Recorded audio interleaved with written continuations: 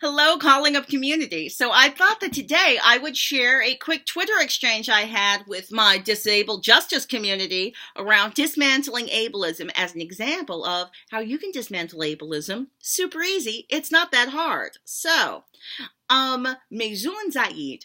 I highly recommend you follow her. She's a stand-up comedian. She has cerebral palsy. So funny. She's been on soap operas. She's this amazing artist, right? She has a TEDx talk that's also quite good. So she posts, "I've banned hashtag ableist terms from my book, but I'm stuck. Please help me come up with an alternative for boy crazy. Avoid obsessed ... Hashtag find another dream. Hashtag FAD." So her book is called Find Another Dream. So, boy crazy. I look at all the replies, and all the replies have the word boy in them. And I'm like, oh, yeah, you've gotten rid of the word crazy, which was the problematic piece, but by focusing on boy, you've now made a bunch of aphorisms that are equally problematic. Have you noticed that we never say boys are girl crazy? Really? We don't label their behavior as something that is possibly pejorative and also possibly abnormal. It's only girls that get labeled in that way, right? Also, what about boys who are not into girls? What about girls who are not into boys? How can you create an aphorism that's gender non-specific and actually inclusive? So, with that in mind, I suggest just on the fly, because this is me just relaxing in the evening. I'm not on the clock. I'm not working. I'm just a community member giving her a word. So I say, addicted to love, instead of boy crazy, non-gendered, and descriptive of what is happening hormonally. Ha! I think I'm funny. And then I have a gif of the music video, "Addicted to Love," which is, oh, you might as well face it, you're addicted to love. It's a very problematic music video. But there we are, I did that, but here's the thing. Immediately someone replies back, "Is addicted much better than crazy though?" And I'm like, oh, thank you for pointing that out.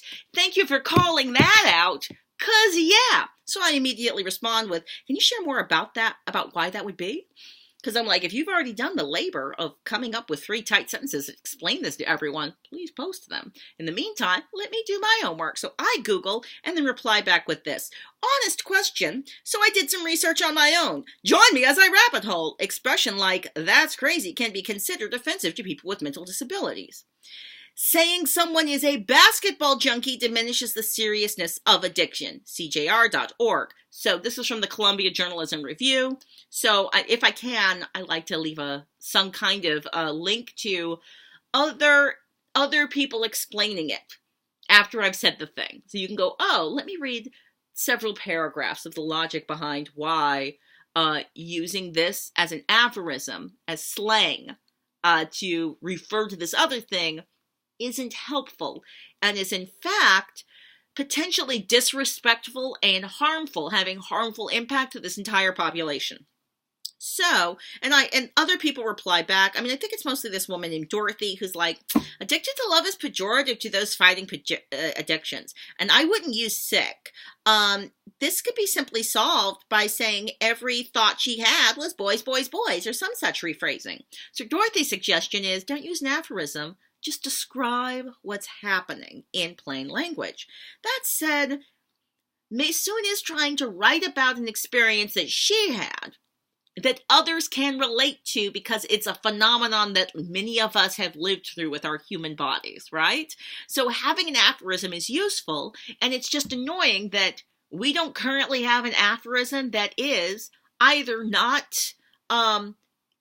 going to be erasing of a lot of gender identities, or we have terms that are ableist and insulting to all sorts of disabled populations or diminishing to disabled populations' experience in the world. So what's the language that we can come up with collectively? She decided on crush-a-lot.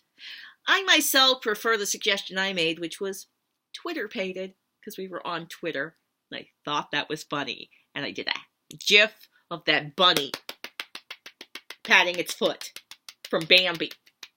Disney's problematic too. And I think that Twitter-pated was created by Disney specifically for that movie, but I don't know. Where do these words come from? All I know is it's a beautiful example of an author creating a cultural production, wanting to be thoughtful, and then asking multiple people in the community for advice. It was also an example of us figuring out together how to get it right. So I give this gift to you, this gift that I and 5 other people in the disabled community worked on. Take boy crazy out of your vocabulary and replace it with crush a lot or Twitter faded. All right, thanks a lot, Calling Up community. I look forward to being IRL and meeting with you in Meet Space quite soon. Talk to you later. Bye.